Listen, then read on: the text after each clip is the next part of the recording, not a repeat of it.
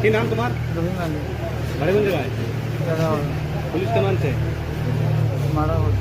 কয়জন করছেন? কোন জায়গাতে? মার্ডারটা কেন করছেন? তারা মদ খাইয়া আপনার সাথে কি করছে? অত্যন্ত নিন্দনীয় ব্যাপার।